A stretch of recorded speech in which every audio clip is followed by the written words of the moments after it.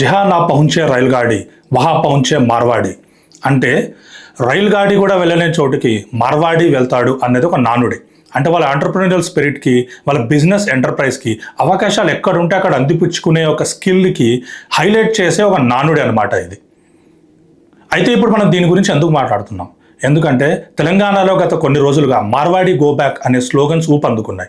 ఎందుకు ఊపందుకున్నాయి? హైదరాబాద్లో ఒక మార్వాడి వ్యక్తి రోడ్డు మధ్యలో కారాపడం, వెనకాల నుంచి ఒక బైక్ అతను దాన్ని తీయమని హారన్ కొట్టడం, అయితే ఇది ఒక గొడవకి దారితీసి ఆ మార్వాడి వ్యక్తి ఇతర మార్వాడి వాళ్ళందరూ కలిసి ఆ బైక్ వ్యక్తి మీద దాడి చేయడం, గురువేటి రమేష్ అనే వ్యక్తి మార్వాడి డామినేషన్ మీద ఒక పాట రాయడం, ఇవన్నీ చేర్చి ఒక పెద్ద స్టేట్ వైడ్ పొలిటికల్ క్లాష్గా అయ్యిందనమాట. అయితే ఇక్కడ మనం తెలుసుకోవాల్సిన విషయం ఏంటంటే, మనం దీన్ని ఒక చిన్న రోడ్ రేజ్ ఇన్సిడెంట్, ఒక స్టేట్ వైడ్ పొలిటికల్ క్లాష్గా అయ్యింది అని లేజీ అనాలిసిస్ చేయొచ్చు. అండ్ ఇలాగే మనం అనుకోవచ్చు ఒక రోడ్ రేజ్ ఇన్సిడెంట్ ఒక ట్రిగర్ అని చెప్పి.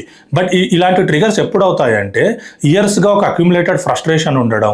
అయితే ఇవేవి ఐసోలేషన్లో జరగవు. ఇలాంటి ఫ్లేర్ అప్స్ లేదా ఇలాంటి చిన్న ఇన్సిడెంట్స్ ఒక స్పార్క్గా ఉపయోగపడతాయే తప్ప దీనివల్లనే చినికి గాలివాన అయింది అని అనుకుంటే మటుకు నేను ఇందాక చెప్పినట్టు ఇది లేజీ అనాలిసిస్ అవుతుంది. అంటే వీళ్ళకి ఇయర్స్గా అక్యుములేటెడ్ ఫ్రస్ట్రేషన్ ఉండడం, ఎకనామికల్లీ మా ప్రాంతంలో మేమే సైడ్ లైన్ అయిపోయాము అనే భావన ఉండడం, కల్చరల్లీ డిస్రెస్పెక్ట్ చేస్తున్నారు అనే భావన ఉండడం, ఎక్కడి నుంచో వచ్చి వాళ్ళ కల్చర్ని మా మీద ఇంపోజ్ చేస్తున్నారనే భావన ఉండడం, ఇవన్నీ చేరి వాళ్ళ లోపల ఎప్పటి నుంచో కొంచెం మదన ఉండడం, ఆ మదనని రిలీజ్ చేసుకునే ఫ్రస్ట్రేషన్ని ఈ స్పార్క్స్ ఉపయోగపడి ఈ చిన్న రోడ్ రేజ్ ఇన్సిడెంట్ కాస్త ఇంత పెద్ద దుమారంగా లేచింది అని మనం అనుకోవచ్చు. అయితే మార్వాడీస్ అనేవాళ్ళు రాజస్థాన్లోని మార్వార్ ప్రాంతానికి చెందిన వాళ్ళు. మారు అంటే ఎడారి, వాడి అంటే నివాసం, అంటే ఎడారి ప్రాంతానికి చెందిన వాళ్ళు వీళ్ళు మన దేశంలోని వివిధ రాష్ట్రాల్లోకి మైగ్రేట్ అయ్యారు. బిజినెస్ ఆపర్చునిటీస్ ఎక్కడుంటే అక్కడ వాళ్ళు ట్రేడర్స్గా, మనీ లెండర్స్గా, షాప్ కీపర్స్గా, బిజినెస్ మెన్గా, జ్యువెలరీ అని, గోల్డ్, చాలా రంగాల్లో వాళ్ళు బిజినెస్లో వాళ్ళు ప్రప్రథమ స్థానంలో ఉన్నారు ఇండియాలో.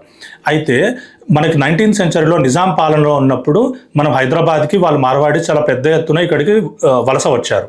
అయితే మార్వాడి గో బ్యాక్ లాంటి ఉద్యమాలు వివిధ రాష్ట్రాల్లో చాలాసార్లు జరిగాయి. అంటే మెయిన్ కన్సర్న్ ఏంటి అంటే వాళ్ళందరూ చెప్పేది, స్థానికులు చెప్పేది ఏంటి అంటే మార్వాడి అన్ఫేర్ బిజినెస్ ప్రాక్టీసెస్ చేస్తారని, జిఎస్టీ తప్పించుకోవడానికి క్యాష్ ట్రాన్సాక్షన్సే చేస్తారు అని, లేదా సిండికేట్గా ఏర్పడి మొత్తం మార్కెట్ని, హోల్సేల్ మార్కెట్ని, రీటైల్ మార్కెట్ని శాసిస్తారని, ఇలా చాలా ఆరోపణలు చేస్తారు. ఇది వ్యాపారం. అయితే దీనివల్ల స్థానిక బిజినెస్లు, లోకల్ బిజినెస్లు దెబ్బతింటున్నాయన్నది ఆరోపణ. అయితే మనం దీనికోసం ఒక కమ్యూనిటీని మార్వాడి గో బ్యాక్ అని అనగలుగుతామా అంటే మేబీ అనలేమేమో. కాన్స్టిట్యూషనల్గా మన constitution is clear about few things. Article 19 which talks about freedoms, it talks about, దాంట్లో 3 ప్రొవిజన్లు ఉన్నాయి. ఒకటి ఏంటంటే right to move, right to settle and right to trade. అంటే మనం ఎక్కడికైనా మూవ్ అవ్వచ్చు దేశంలో, ఎక్కడికైనా సెటిల్ అవ్వచ్చు, ఎక్కడైనా బిజినెస్ చేసుకోవచ్చు మన దేశంలో. దాంట్లో కొన్ని రీజనబుల్ రెస్ట్రిక్షన్స్ ఉంటాయి. ట్రైబల్ ఏరియాస్లో చేయకూడదు, షెడ్యూల్డ్ ఏరియాస్లో చేయకూడదు, ఫారెస్ట్ ఏరియాస్లో చేయకూడదు, లేదా 2019 ముందు వరకు కాశ్మీర్ లాంటి ఏరియాస్లో చేయకూడదు. ఇలాంటి రెస్ట్రిక్షన్స్ తప్పించి ఇప్పుడు ఒక రాజస్థానీ వాడు, మార్వార్ అనే ప్రాంతానికి చెందిన వాడు హైదరాబాద్కి వచ్చి వాడు ఏ బిజినెస్ అయినా చేసుకోవచ్చు. So our constitution is clear about it. But constitutionally వాళ్ళకి ఏమి ఇబ్బంది ఉండదు. బట్ కల్చరల్లీ లేదా ఎకనామిక్ ఫ్రీడమ్స్ లేదా లోకల్ మార్కెట్స్, డొమెస్టిక్ మన స్టేట్ మార్కెట్స్ని దృష్టిలో పెట్టుకుంటే కొన్ని ఇష్యూస్ వస్తాయి. ముఖ్యంగా తెలంగాణ లాంటి ప్రాంతంకి వస్తే తెలంగాణలో ఈ local non local, Mulki non Mulki లేదా ఆంధ్ర తెలంగాణ ఇలాంటి ఇష్యూస్ ఆల్రెడీ ఉండి చాలా తరతరాలుగా ఇలాంటి ఇష్యూస్లో అనగదొక్కబడిన తెలంగాణ వాళ్ళకి ఇలాంటివి ఇష్యూస్ చాలా పొలిటికల్లీ సెన్సిటివ్. ఇలాంటి పొలిటికల్ సెన్సిటివ్ ఇష్యూస్ని it has to be dealt with the same sensitivity it requires. But మన పొలిటీషియన్స్ ఏం చేస్తున్నారు? ఒకసారి బండి సంజయ్ గారికి విందాం. బండి సంజయ్ గారు ఏం చెప్తున్నారంటే మార్వాడి గో బ్యాక్ అని అనడం తప్పు అన్నారు. Absolutely right, I agree. మన దేశంలో ఎక్కడైనా ఎవరైనా ఏమైనా చేసుకోవచ్చు బిజినెస్ అన్నారు. Absolutely right, I agree with that to. But ఇక్కడే అసలు మొదలైంది. ఇక్కడతో ఆపాడా అంటే కాదు. ఆయన ఏమంటాడు, మార్వాడీలు లేదా గుజరాతీలు, మహారాష్ట్ర వాళ్ళు బీజేపీకి, హిందూ ధర్మానికి, సనాతన ధర్మానికి సపోర్టర్స్ కాబట్టి ఈ బీఆర్ఎస్, కాంగ్రెస్, ఎంఐఎం వీళ్ళందరూ కలిసి వాళ్ళ మీద విషం జింపుతూ వాళ్ళ మీద కుట్ర పన్నుతున్నారని ఆయన చేసే ఆరోపణ. అసలు నాకు అర్థం కాదండి, దీంట్లో రిలీజన్ ఎక్కడి నుంచి వచ్చింది? అంటే మీకేంటి, ఇప్పుడు వాళ్ళు హిందూ ధర్మాన్ని పాటించని వాళ్ళైతే, వాళ్ళు సనాతన ధర్మాన్ని పాటించని వాళ్ళైతే మీరు వాళ్ళు ఇక్కడికి ఉండొద్దు, మీరు వాళ్ళని గో బ్యాక్ అంటే మీరు సపోర్ట్ చేస్తారా? చేయరు కదా. యాజ్ అ కాన్స్టిట్యూషనల్ రైట్ వాళ్ళు ఇక్కడ ఉండాలి, వాళ్ళు ఇక్కడ ఉండొచ్చు, ఒకరిని గో బ్యాక్ అనడం తప్పు అని మీరు చెప్పాలి. అంతేగాని వాళ్ళు హిందూ ధర్మాన్ని పాటిస్తారు, సనాతన ధర్మాన్ని పాటిస్తారు అంటే వాళ్ళు ఇప్పుడు వేరే ధర్మాన్ని పాటిస్తే వాళ్ళు ఇక్కడ ఉండనివరా? మళ్ళీ దీనికి మీరు కౌంటర్ ఏమంటారు? మీరు మార్వాడి గో బ్యాక్ అని చేస్తే రోహింగ్యా గో బ్యాక్ అని చేస్తామంట. అంటే ఏంటి, ఇప్పుడు రోహింగ్యాలు ఎవరు? ఇమ్మిగ్రెంట్స్, ఇల్లీగల్ ఇమ్మిగ్రెంట్స్ అని మీరు అంటారు. ఇల్లీగల్ ఇమ్మిగ్రెంట్స్ని మన దేశంలో ఉంటే ఈధర్ డిపోర్ట్ చేయాలన్నా లేదా హక్కున చేర్చుకొని అసైలం ఇవ్వాలన్నా ఇచ్చే బాధ్యత ఎవరికి ఉంది? కేంద్ర ప్రభుత్వానికి ఉంది. కేంద్ర ప్రభుత్వం ఎవరిది? మీది. కేంద్ర ప్రభుత్వంలో ఎవరు చేస్తారు దాన్ని? Home ministry. హోమ్ మినిస్ట్రీ ఎవరు? మీరు minister of state for home affairs. So మంత్రిత్వం మీదే, ప్రభుత్వం మీదే. రోహింగ్యాస్ని డిపోర్ట్ చేయాలన్నా అసైలం ఇవ్వాలన్నా మీరే. కానీ మీరు చేయకుండా మీరు అది చేస్తే మేము గో బ్యాక్ అని ప్రొటెస్ట్ చేస్తాం. అసలు అధికారంలో ఉన్న మీరు ప్రొటెస్ట్లు చేయడం ఏందండి? మీ దగ్గర పవర్స్ ఉన్నాయి, మీరు డిపోర్ట్ చేయండి లేదా అసైలం ఇవ్వండి. మీరు చేయకుండా మీరు మార్వాడి గో బ్యాక్ అంటే మేము రోహింగ్యా గో బ్యాక్ అంటాం. అసలు ఏం మాట్లాడుతుంటో నాకు అర్థం కావట్లేదు బండి సంజయ్ గారు. మీరు దీంతో ఆపారా?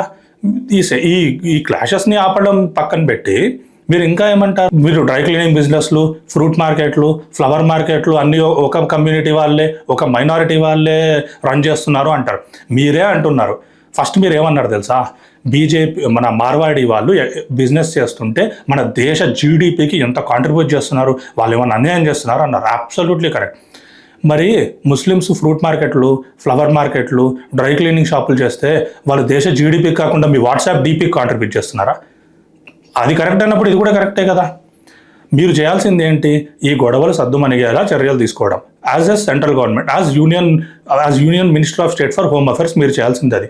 ఇంకొకటి ఏం చేయాలి? మీరు ఈ ఫ్రాడులెంట్ మీన్స్లో ఏవైతే అంటున్నారో, ఏవైతే ఆరోపణలు చేస్తున్నారో, అన్ఫేర్ ట్రేడ్ ప్రాక్టీసెస్ అని, కార్టలైజేషన్ ఆఫ్ మార్వాడీస్ అని, అండ్ చీప్ రేట్స్కి అమ్ముతున్నారు, సబ్స్టాండర్డ్ ప్రోడక్ట్స్ అమ్ముతున్నారు, ఒక సిండికేట్గా ఏర్పడి హోల్సేల్ మార్కెట్ని, రీటైల్ మార్కెట్ని శాసిస్తున్నారు, మన లోకల్ బిజినెసెస్ని చేయూతనివ్వకుండా వాళ్ళని దెబ్బతీస్తున్నారు అని అన్నప్పుడు మీరు ఏం చేయాల్సిందంటే లోకల్ మార్కెట్స్కి చేయూతనిచ్చేగా మెజర్స్ తేవడం, ఈ అన్ఫేర్ ట్రేడ్ ప్రాక్టీసెస్ లేకుండా మీరు చెక్ చేయడం, దానికి చేయవలసిన మెజర్స్ తేవడం, ఇది చేయడం, ఈ సెంటిమెంట్స్ను ఆపడం, ఈ క్లాషెస్ను ఆపడం. మీరు ఇవి చేయకుండా ఇంకా ఆజ్యం పోస్తున్నారు. అయితే నేను చెప్పాలనుకుంటుంది ఏంటంటే, ఒక ప్రాంతం వాడు ఇంకో ప్రాంతంలో వచ్చి బిజినెస్ చేసుకోవడం అనేది మన constitutional right. It's a corner stone of economic freedom in India. దీన్ని కాపాడాలి. అలాగే ఒక లోకల్ వాడు, ఒక స్థానిక వాడు వీళ్ళతో ఆర్థికంగా పోటీ పడలేడు, ఫినాన్సెస్లో క్యాపిటల్ రూపంలో వీళ్ళతో పోటీ పడలేడు. కాబట్టి వీళ్ళకి చేయొద్దని ఇచ్చేలా మన చర్యలు ఉండాలి. ఈ రెండు పరస్పర వైరుధ్య భావాలను బ్రిడ్జ్ చేస్తూ వెళ్ళేలా మన చర్యలు చేపట్టాలన్నది నా ఉద్దేశం. సో ఫైనలీ మనం చేయాల్సింది ఏంటంటే, చిన్నపిల్లల గొడవలదు, మెచ్యూర్గా ఆలోచిద్దాం.